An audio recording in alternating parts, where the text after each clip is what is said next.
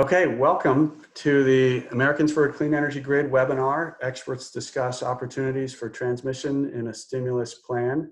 I think folks are getting on the line one by one here. We have a very large crowd, which is excellent. Thank you, everybody, for joining. My name is Rob Gramlich. I'm Executive Director of the Americans for a Clean Energy Grid Coalition.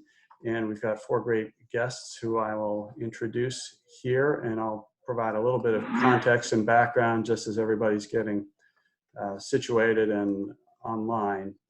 Let me see if I can get the slides to advance. There we go.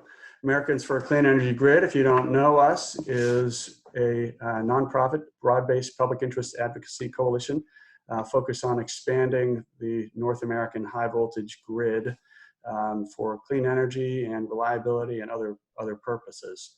You can follow us on Twitter and LinkedIn and go to the website there. We thought it would be a really good idea to have a conversation in the context of stimulus talk in Washington.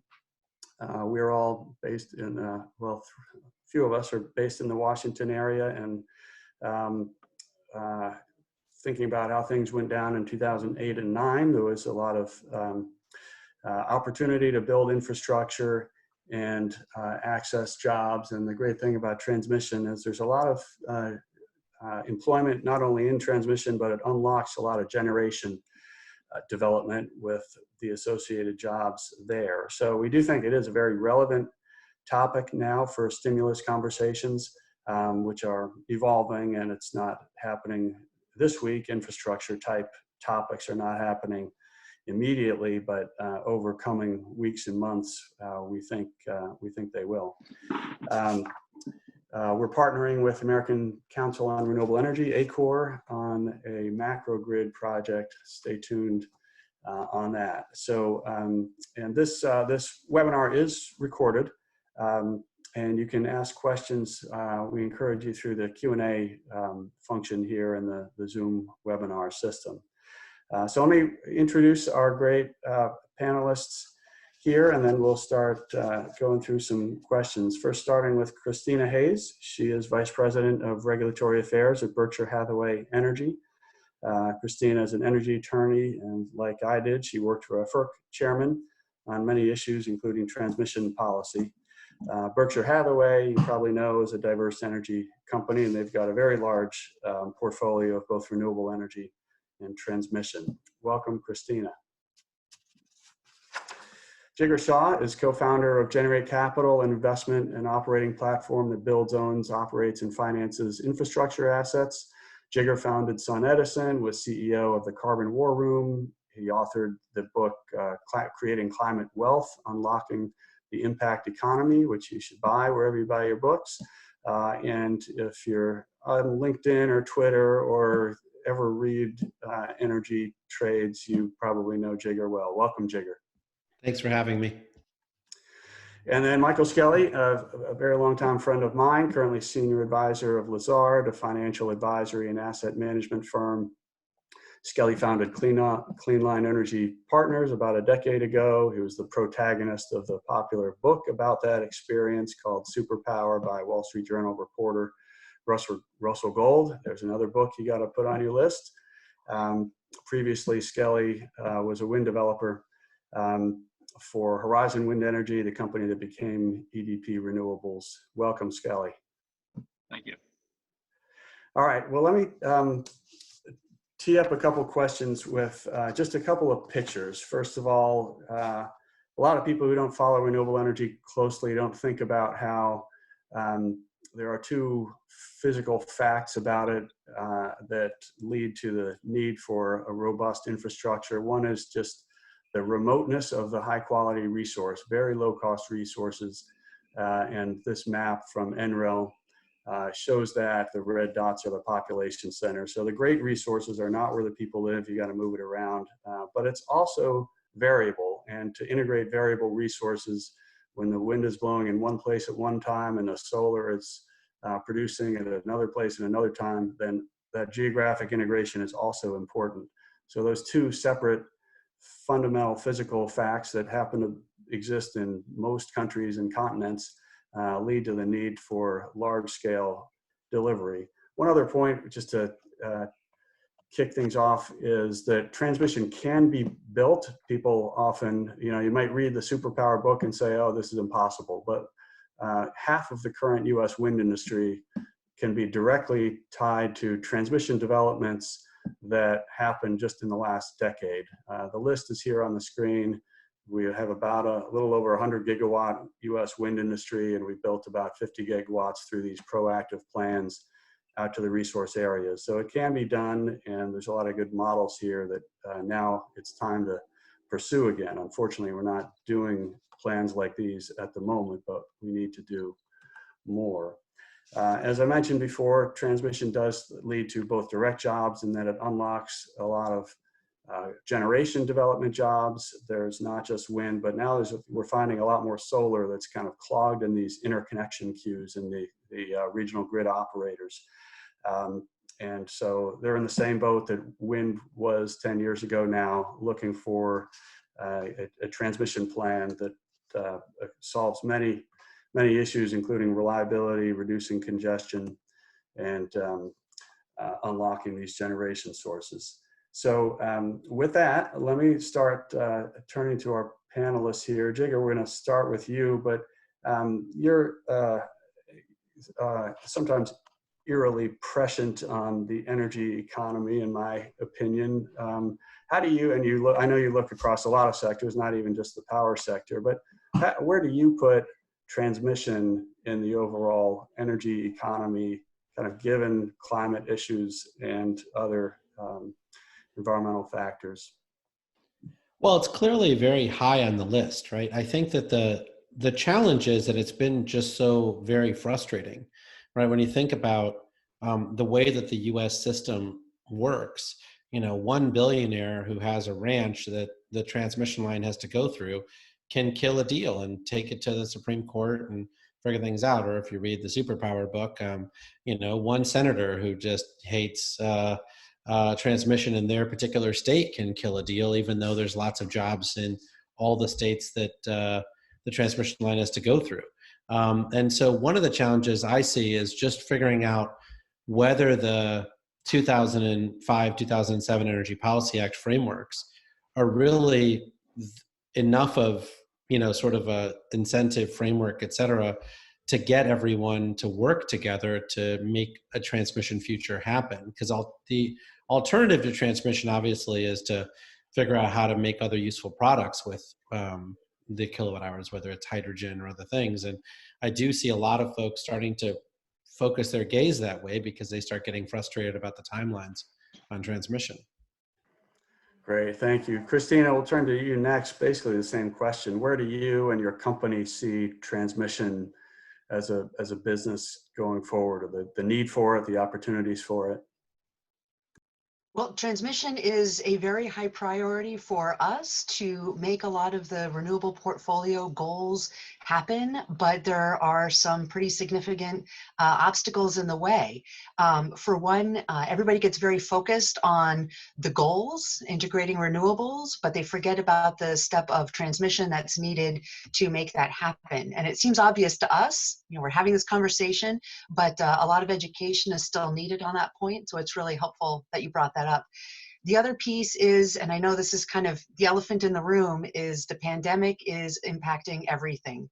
I mean, first and foremost, there are, those who are sick and the lives lost and those who love them. And so that's obviously most important.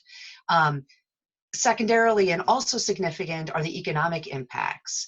And so something that we're focused on a lot right now are impacts on the business, impacts on customers.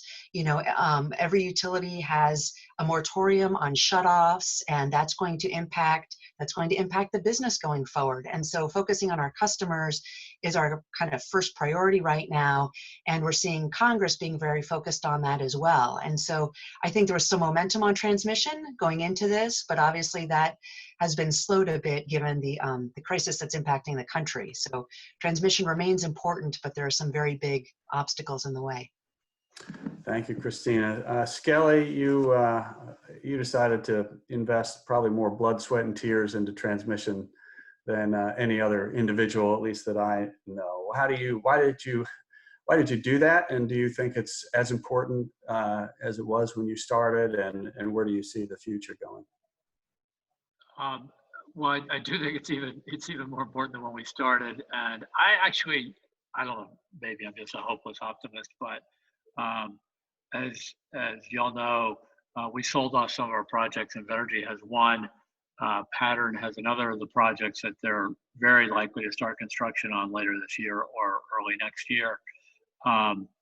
And I think just to play off Christina's comment a little bit, what we know about infrastructure in moments like this is that infrastructure can actually help us get out of this crisis. So we're running up a ton of debt in order to get the economy sort of stabilized. And if we want to jumpstart it again, we know that infrastructure investment is a great way to do that. And it leaves a legacy that sort of pays for itself. The other really interesting thing that I think we'll see when the dust settles on the coronavirus is we're getting a sort of sneak preview of high renewable penetration. So many of you are familiar with the concept of net load, and that's sort of the gap between renewable generation and the load that needs to be met. Because load has dropped in the last month and a half from 10 to 20%, depending on where you are in the country, renewable energy hasn't stopped; it's kept going. So we have a sort of a net load has shrunk, if you will, and that will show up in big price disparities within RTOs and across RTOs and between RTOs. And that will show even in a more dramatic fashion why transmission is important, because among the most important functions of transmission is to ensure the operation of efficient markets. And you can't have an efficient market if you can't move the power around. So we've got two interesting moments that we're in right now. One is we got a glimpse of high renewable penetration, that we will absolutely be in that world in the next 5 years or less. And the other is we know we could use transmission to get and all types of infrastructure to get the economy going. So now's the moment to be having these types of discussions. So I'm really glad to be here today. Great, thank you. Well, why don't you keep going with you now that we've shifted into policy and stimulus, and thank you, Christina, for raising kind of health and welfare first. Certainly, you know, there's just a lot yet to be done that needs to consume everybody's policymakers' near-term attention on, you know, testing and tracing and food supply and those sorts of things. So we're thinking the context of this whole conversation is longer term, some however many months down the road. But when we are talking about economic recovery, Skelly, why don't you start? I mean, you've been close to the barriers to transmission. What financial or other policies do you think of first in a stimulus context? Yeah. So good, bad, or indifferent. And by the way, these are my opinions and not Lazard's. I don't think Lazard has a particular opinion on this topic, so these are my own opinions. But if you think about sort of the policy tools that we use to make energy policy in this country, the biggest tool that we use is tax policy. So I really like Senator Heinrich's proposal around an investment tax credit for transmission. You can dimension it around, you know, sort of higher voltage. And the advantages, and you don't even need to say that it's for renewables, because because almost all new generation is in fact renewables. The effect will be largely the same as if there were a filter for that particular type of transmission. But anyhow, the advantage of that is that we have mechanisms in place, albeit sometimes difficult, to permit projects. As Rob pointed out in the opening slide, we have gotten a lot done when we set our minds to it. So even with existing planning mechanisms, an investment tax credit can help. The other way that it helps is when RTOs plan the grid, they run projects through cost benefit ratios.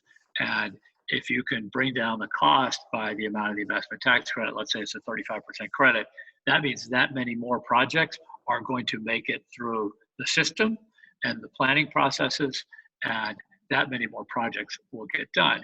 And the other issue that it I think can help with is we have NEPA processes for certain types of transmission lines with federal lands and so on, and albeit imperfect, that's what we got. And we also have state processes to site transmission lines.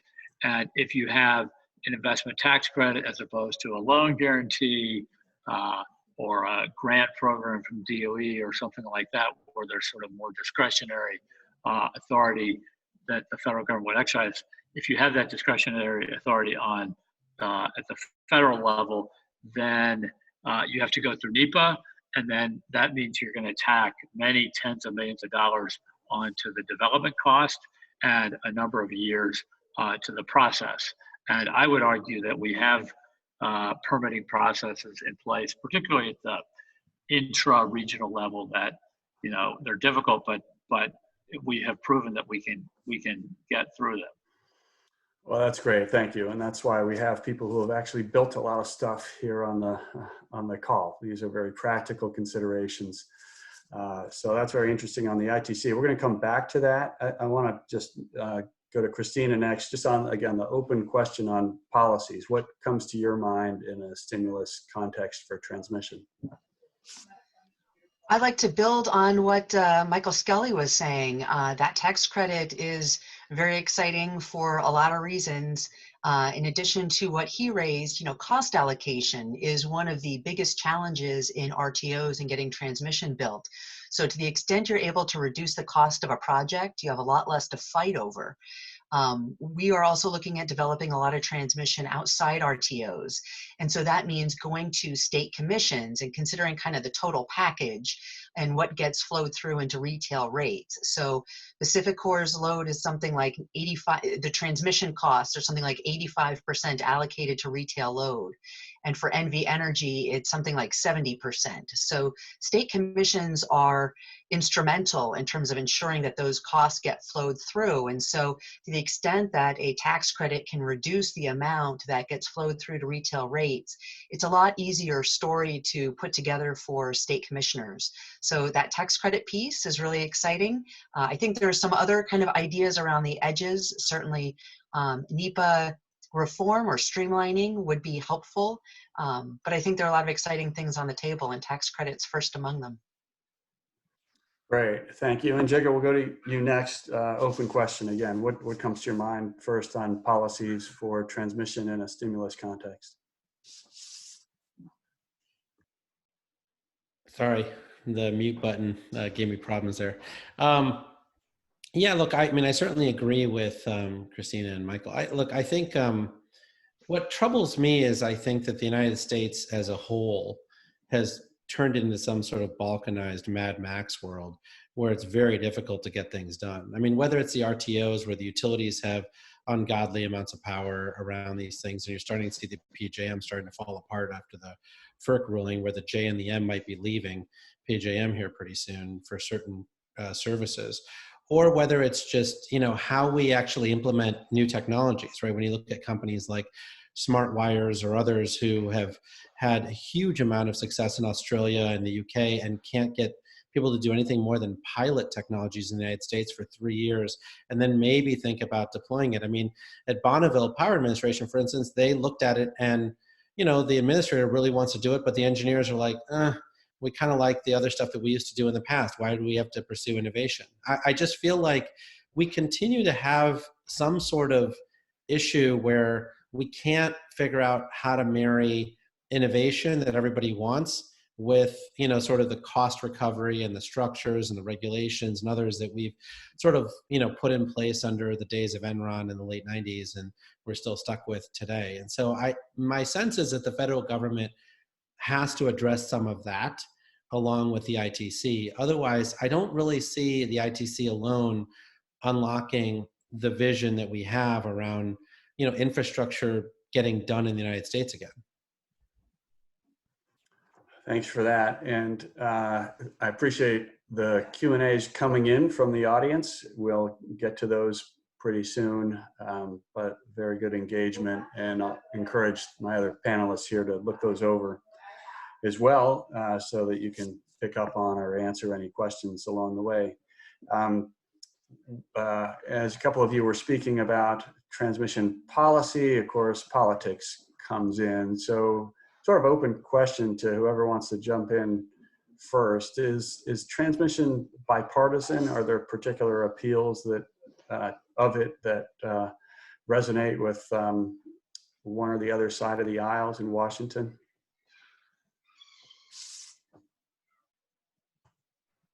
Well, I'll speak to that. So at one point in one of our projects, we ended up in a fight on the Senate floor, which, by the way, if you have a project, you don't want your project discussed on the floor of the United States Senate. But in any event, we were able to hobble together a coalition of, states that might produce energy, people who manufacture things, a sort of a hodgepodge of both Democrats and Republicans, and defeat that particular measure. So to the point, Rob, of direct experience, there is support for this. It's hard to get support in the specific, but in a general sense, I think people are fairly supportive. If you can keep the Senate out of discussions of particular projects, it's probably a good thing.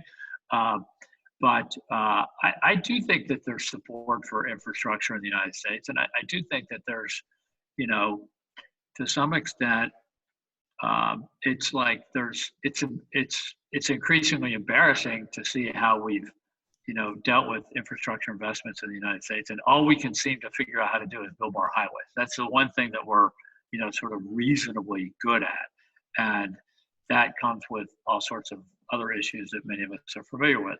I will note that, Lazard, we have offices around the world, and I was talking with a Chinese colleague, and what they're doing to get out of the Corona crisis is investing in infrastructure. And they're already doing a fantastic job of infrastructure investing in China, and they're stepping on the gas now. And generations to come in China will thank their parents and grandparents for those investments in the same way that, I think we appreciate the investments that were made in the 50s, 60s, and 70s here in this country. Thanks, Kelly. Who wants to go next? Christina? Well, so glass half full, glass half empty. So the glass half empty point of view would note that, there are those who would say we can do this all with microgrids, or if you build more transmission, that's a way to displace certain resources or certain facilities that are already online. If you support coal, you might be concerned about new transmission to integrate new resources. So there are folks of both parties who might be concerned about transmission. And nobody says, oh, good, let's spend $3 billion on some, on a new big project. So there's always kind of that moment of hesitation. But I think where you do find that bipartisan support is in the need to transition the resource mix. It provides for stability in terms of future expectations and what might come up with different carbon policy. To change the resource mix now kind of hedges against some risk there. Our customers are asking for it, so we definitely want to be responsive to them. And so by investing in transmission, it integrates the new renewable resources and also helps support resilience. We saw resilience was all the rage about 3 years ago as a mechanism for supporting certain kinds of resources. But I think resilience as kind of an overarching goal is something that we can all support, to keep the lights on, whatever outages may come. And so I think the bipartisan link comes when it's, bringing new resources online, supporting new jobs, and supporting resilience. Thanks. Jigar, any thoughts on the politics of transmission? Well, I think most of it's been said. I mean, I don't know that Democrats and Republicans hate transmission. I think they're fine with including a provision here and there in the Energy Policy Act that supports transmission. I think the biggest challenge is that, we continue to have a lot of people who are for things that are in their technology class, but against things that are not. Like, so for instance, there's a big court case in Pennsylvania that just got ruled around, the local town being able to ban a injection well being, put into their town to be able to discharge wastewater, right? I worry that, people cheer that because it's like, oh, stick it to the fracking folks, but ultimately it means that small towns have the ability to maybe potentially block transmission in the future, right? I mean, or a wind farm or a solar farm or whatever it is. I mean, I think that if we're going to get to a largely decarbonized electricity system in the future, we're going to have to build a lot of infrastructure, and they're going to have to be placed geographically where there's a lot of solar, there's a lot of wind, there's a potential, corridor where transmission's perfectly sited, and sometimes people locally there are not going to like it, and there has to be a streamlined process by which to adjudicate these disputes that don't take 12 years in the courts and don't allow local towns to just have one vociferous, anti-infrastructure person to kill it. And so we should, I think, be careful about, this sort of anti-oil and gas infrastructure, anti-road infrastructure. That's all the same issues. And my sense is they all end up getting adjudicated the same way. So I think there's actually a way to get more bipartisan support if what we're talking about is unlocking the ability for America to do big things again. Thanks, that's very helpful. And again, thanks to the audience for the questions that keep coming in. I'm seeing some interesting ones. Why don't we shift, again, open question for whoever wants to jump in first, over to kind of types of transmission. Jigar, you mentioned power flow control, the smart wires type. There's other, I think, grid enhancing technologies, dynamic line ratings, topology optimization. That's one sort of category of kind of operational technologies. Big new lines with new rights of way is another type. Upgrading or just reconductoring existing rights of way is another type. There's superconductors, there's underground, there's along kind of unique pathways. Are there, I don't know, is there anything I'm missing? Is there an opportunity for targeted incentives for those types, or should we be looking at all sorts of innovations, anything that gets more power delivered, or is there any particular type of technology that you think is particularly valuable and underappreciated at this point? So I think we're at the cusp of some really interesting stuff, and it's being demonstrated around the world that you can deploy a whole suite of new technologies. I was in South America a couple months ago with the leadership of a grid operator and some of the more junior people, and we started talking about this stuff. And the junior people were all aware of these technologies and said, yeah, of course we could do this stuff. And the guy who ran the grid operator said, like, well, what are you guys talking about? And then they explained that, oh, we can optimize the grid, we can move more power through these lines and so on. And he had never heard of this stuff. So I'm sure there are folks on the call who are familiar with this. We have, as you all know, we have an odd set of incentives because utilities are sometimes reluctant to embrace these new technologies because they'd really, instead of spending $20 million on new technologies, it might be easier to spend $500 million on new lines. But the fact of the matter is, we got to do all of this stuff, okay? And the sooner we get going on getting more out of the existing grid, then we'll be able to address the questions, the legitimate questions that are going to come from the public that say, when the next new set of projects is proposed, hey, wait a minute, are you guys getting everything you can out of the grid? We need to do all that like right now. Now, the good news is that stuff can be deployed inexpensively and very quickly.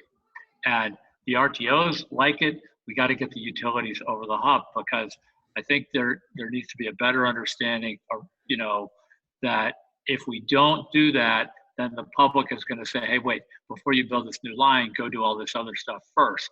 And so we should get on with the other stuff in terms of, taking, and Rob, I know there's great presentation on this topic on the Watt Coalition website, but we should get all this stuff deployed as soon as we possibly can, even if we don't get the economics of it exactly right, okay? Because getting it deployed is really the first thing, and the value is clearly there. These are lots of projects with paybacks and, you know, even less than a year. But Michael, help me understand what's holding it back, like in your opinion, because obviously National Grid is deploying, you know, I think 1.5 gigawatts of transfer capacity with SmartWires right now. And, you know, like, well, and SmartWires is even getting a ton of traction in Canada, which is basically the same grid as ours. And, you know, their point is that there's just no incentive in the US for folks to do it. It's 6 times more expensive to reconductor a line, and utilities basically rate-based stuff. And so they would rather just, you know, pay the stuff that's 6 times more expensive while regulators continue to, you know, allow it. You know, I think it's a combination of, you know, you have a monopoly service provider run by conservative engineers, and that's actually a fantastic construct when the world stays the same. But when the world changes and new technologies come along, you need a little push to move these sort of monolithic enterprises forward, and those pushes can be economic and policy and otherwise. But I think it's the grid is a slow-moving thing, and often,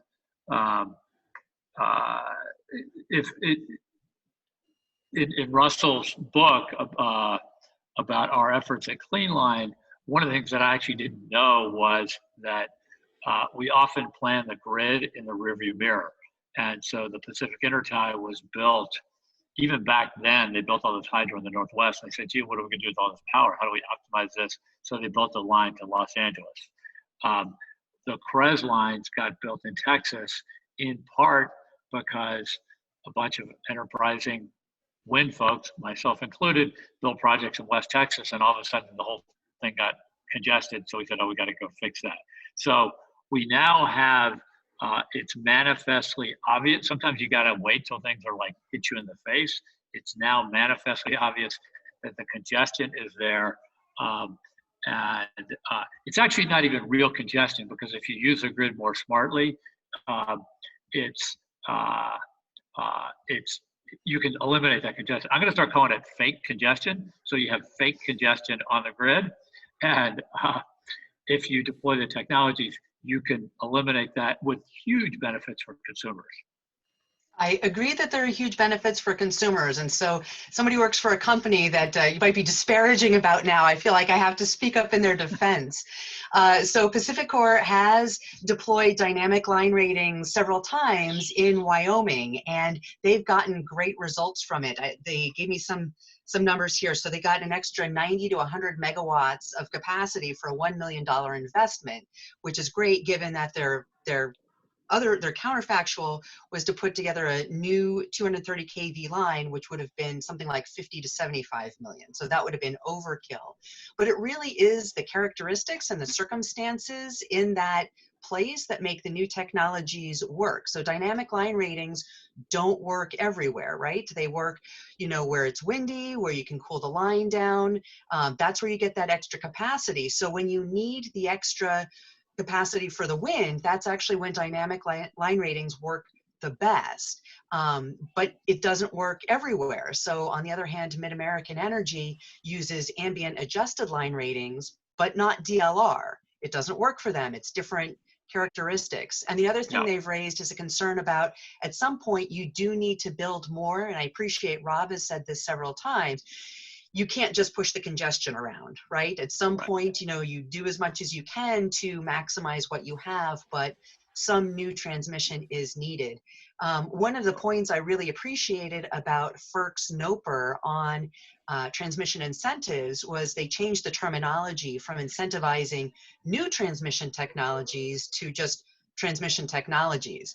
You know, right? So at FERC, we used to have debates as to whether or not it was new enough to merit an incentive. So I'm glad to see that hopefully that debate will be in the rearview mirror and we can focus on transmission technologies that work for the grid, understanding they don't work all the time in all the places for all the situations. But we do have to acknowledge.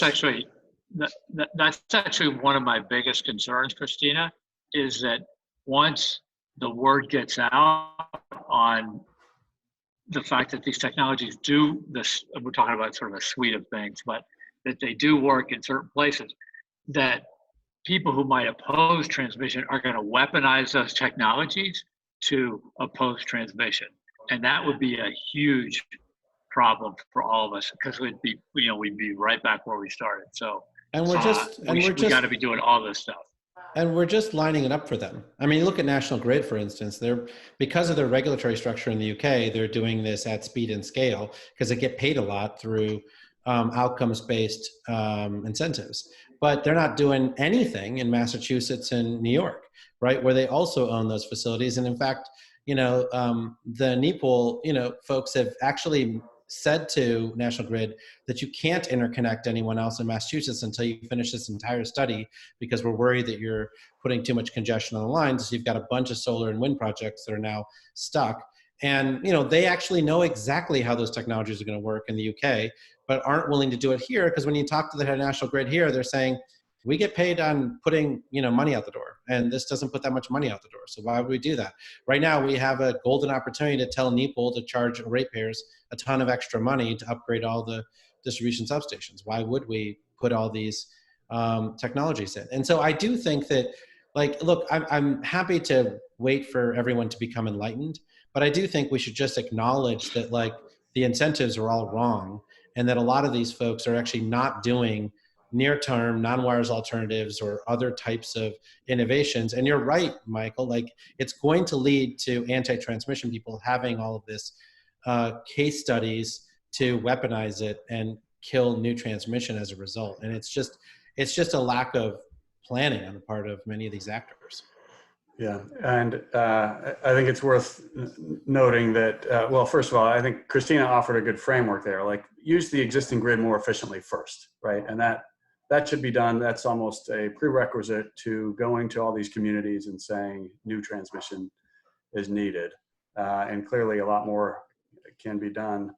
And I think just for educating our audience here, we're getting questions about sort of the role of FERC. I'm not sure people know about this incentives proposal, but maybe Christina, you can explain that. I will note that on the this particular part on grid enhancing technologies, the proposed rule from FERC was to offer a return on equity for that. I think Skelly explained how that's not really the right relevant incentive for those technologies, because the capital outlay is so low. So it doesn't matter how high you put an ROE if it's a tiny capital investment relative to big lines, then that doesn't do anything. So there are, as Jigger mentioned, performance-based types incentives, and shared savings is one that I think all of the technology companies are looking to FERC to put in place. But Christina, do you mind explaining just for our audience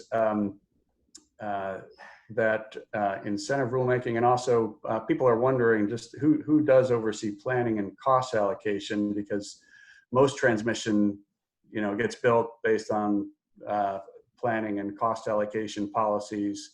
We don't pay for it the way we pay for highways, which is not obvious to a lot of people. So do you mind just a little bit background tutorial on that?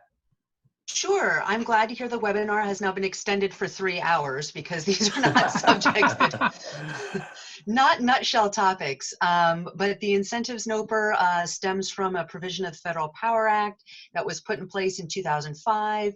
It's Federal Power Act Section 219 around incentives, and the idea was to spur additional transmission. There's several components. Initially, FERC promulgated a rulemaking that had a risk-based framework around the incentives, right? So the idea was that there would be certain non-ROE incentives, but the bulk of them have been, or most of the focus has been on adders to the return on equity that transmission developers are permitted to recover. It works differently in different places. So in RTOs, you're able to put out that ROE adder in states that are not in RTOs. Again, that gets flowed through the state commissions. They have something to say about it. There was a policy statement around 2011 that said that we should focus less on ROE adders and more on risk reducing incentives like construction work in place and abandoned plant. And then there's been this consideration in recent years that maybe that's not been working as well as we'd like. We want to focus more on enhancing this return on equity component and shift the focus away from risk-based incentives and instead focus on the benefits that are provided to customers. So FERC in March issued a notice of proposed rulemaking. Comments are due July 1st, which looks like they're shooting for a final rule by the end of the year, to focus incentives on projects that are very economically efficient, that provide a high benefit to cost ratio. Also, so they have a way of analyzing that could provide up to 100 basis points in ROE.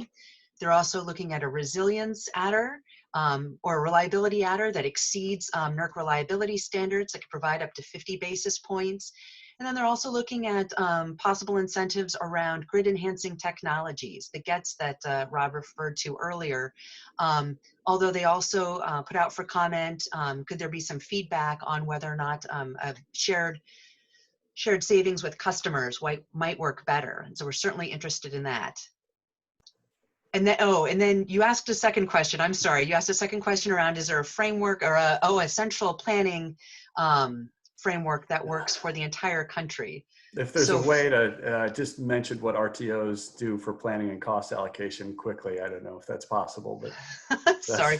So FERC 8 years ago issued, almost 9 years ago, issued Order 1000, which is to get each region in the country, everybody had to sign on and form a region, a transmission planning region. And the RTOs are more organized around that than maybe areas outside RTOs.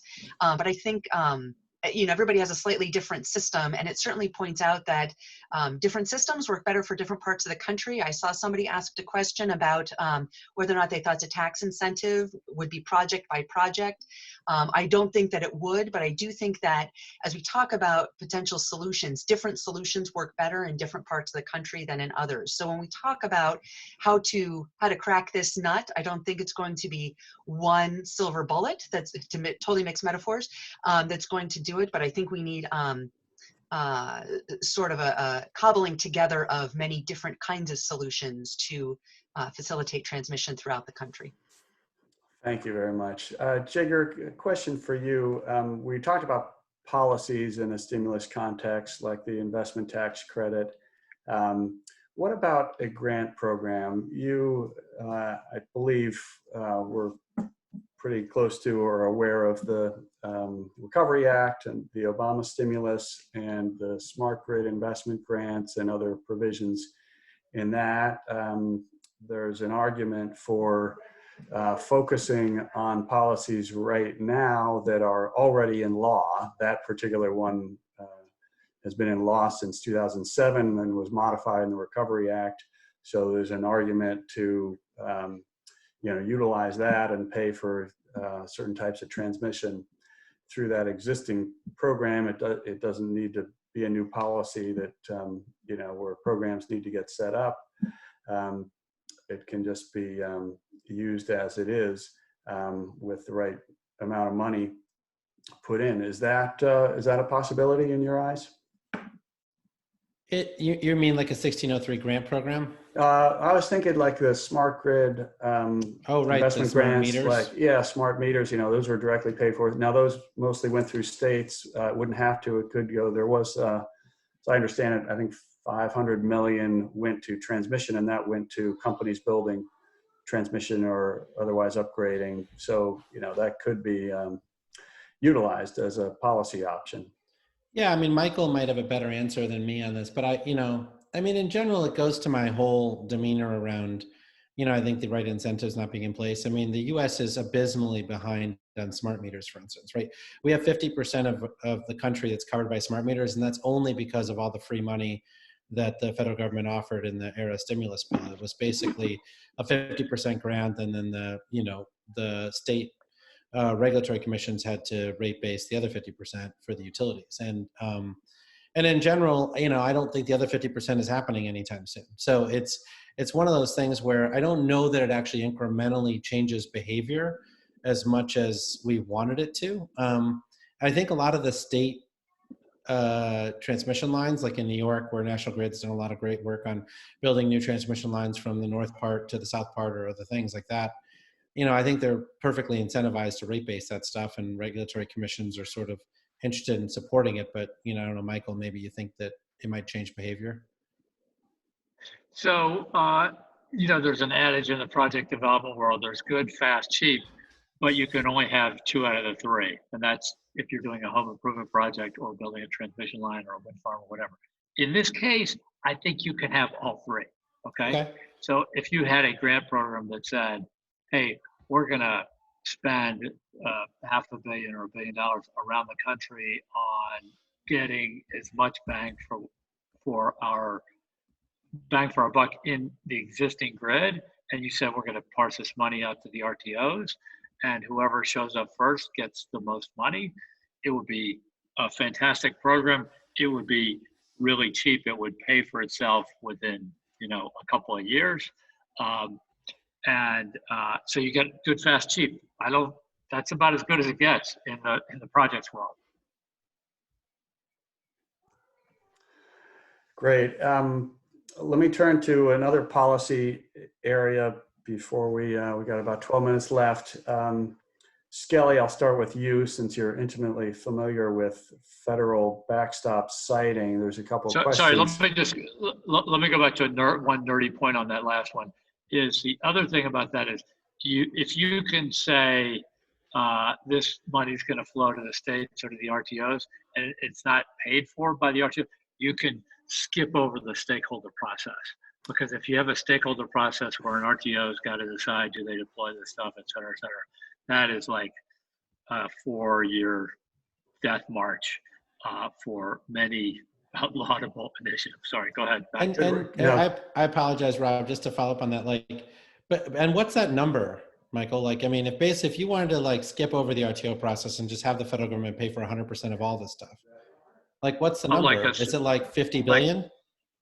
No, Rob would have a better idea than me, but just say we're going to totally smartify the grid, or Christina, maybe you could extrapolate from y'all's experience, but it's not, it's real money, but I don't know. Would you guys hazard a guess, Rob or Christina? Oh, sure. I'm sure I'll come back to bite today, me. Rob? Yeah. But yeah, look, I'm never shy about offering opinions on it. So look, we spend about $20 billion a year on transmission nationally across the country.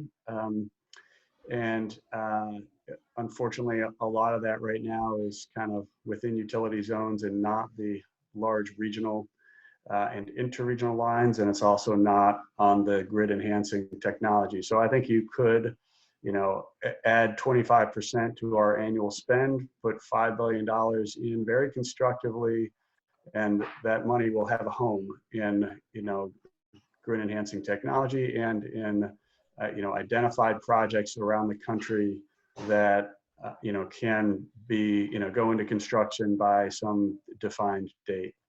It's not a big number. Just to be clear on my side, right? You look at the solar and wind provisions people are looking at are probably going to cost somewhere in the neighborhood of 75 billion. So it's not, to me, it's not a big number relative to that. And I think as the solar and wind incentives phase down over time, right? To me, a robust transmission build out, particularly if you just limit it to lines that are multi-state or lines that, or new technologies or whatever, I think is probably a small number, and it unlocks a ton of additional renewable energy projects after the subsidies have phased down. Well, and I'm wondering if you get more bang for your buck if you do that in partnership with private business. So we've looked at developing projects where only a certain amount is needed to serve native load, but there is a certain amount of extra where you can see growth of resources, growth of load, kind of, growing forecasted over time that could certainly absorb extra capacity on that line, but it's an awfully hard sell to state commissions or to customers to absorb that risk on the front end. And so I'm wondering if there is a way to have the federal government help absorb some of that risk in partnership with private development. I mean, one of your questions, Rob, early on was, what if we do this all through power marketing administrations? And that has its own challenges because there are a lot of rules around those in terms of their ability to partner with others. They don't always have open access transmission tariffs where, there's kind of the same rules of the road that apply to everyone. But I think there's certain partnerships that could work. If that's something folks are thinking about. Jigger's laughing. I'd like to know why. No, I'm not laughing. I'm just trying to figure out where the line is going to be to really move things. My entire career, I have been optimizing to make everyone happy. And I feel like this is not the time to do that. I am 100% convinced that we are in a depression, that this is not a recession, that in fact, that 20% of Americans are going to be out of work for a very long time because no one will sit in the middle seat for the next 3 years, that no one will actually book the back of a restaurant for a 100-person party for the next 3 years, right? That there won't be any football stadiums filled with fans or, rock concerts that you're allowed to go to. And so I think that this discretionary part of the economy will be gone, I think, for pick a number, 2 years. And I think the only thing that we can do that's logical to fill the gap is going to be infrastructure.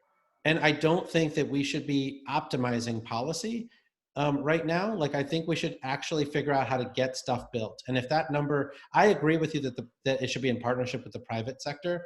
But if that number needs to be 20% of the money from the private sector and 80% from the federal government, I'm fine with it. Whatever that balance is that actually just gets it all done, I'm fine with it. I just think that we optimize a lot in this country, and we did so much optimization during the era of stimulus because people were so worried about the money getting wasted.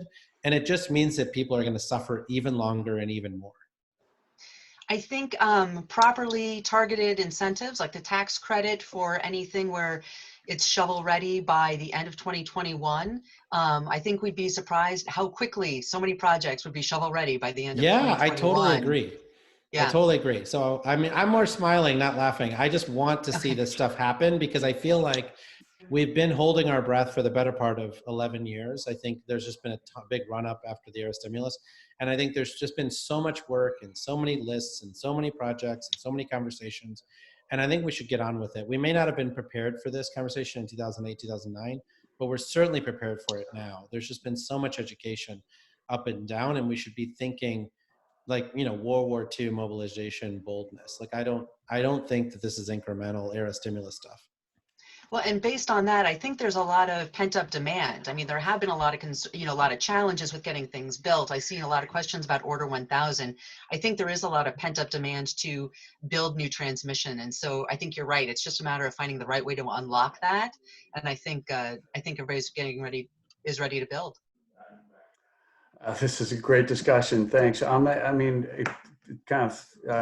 Jigger, those are significant points, and we are in a heck of a situation here, and infrastructure is a helpful way out. I wonder, just to play on that a little more, on the rural economic development opportunity here, because sometimes geography comes into this, and it plays into politics on the Hill because of the rural interests of a lot of senators in particular, and senators on the right side of the aisle, and building an overall coalition. I mean, there'd be a lot of labor jobs and climate benefits that would help on the one side of the aisle, but there'd be a tremendous amount of rural economic development on the other side that appeals and resonates really with the other side of the aisle. So as we're talking about these bills and anything that includes infrastructure, it does seem there's a couple of questions about how much the focus needs to be on climate versus other things. It seems like transmission really could be appeal to different members for different reasons. If anybody wants any last comment on that, and then we'll have hopefully a quick comment on backstop federal siting before we have to close. Any last thoughts on the politics? We did cover that before. Maybe that was a rhetorical question, so you take that as a comment. Skelly, I think we just have time for one more. We've had some questions about, you know, the noting the difference between how we build gas pipelines in the country where there's federal authority and electric transmission, which is state and local entities and not federally permitted. And there are some provisions that provide for federal backstop siting. You worked on one of them. The policy held up pretty well, but ultimately your project didn't get ultimately through it, but the policy is still there. Prospectively, what's your advice for this or future administrations and for the transmission business about the role of those? Are they helpful, and can and should Congress expand those authorities? So backstop is the operative word. And we had two projects, one from Oklahoma to Memphis, another from Kansas to Indiana. And in the Oklahoma to Memphis, we tried to go through a state process in Arkansas. It didn't work. Went to the feds. It did work, but then it was sort of death by a thousand cuts at the hands of various politicians. And on the other project, which Invenergy now owns, and I think they're going to get there, but after 9 years, we ended up selling the project to them. And you know, during those 9 years, we had spent 6 or 7 of those years duking it out in Missouri with multiple trips to the Supreme Court of Missouri, legislative battles every single year, which continue to this day, where they tried to sort of change the law that we had filed under, et cetera. And I think that, you know, you would have less, the states would be more,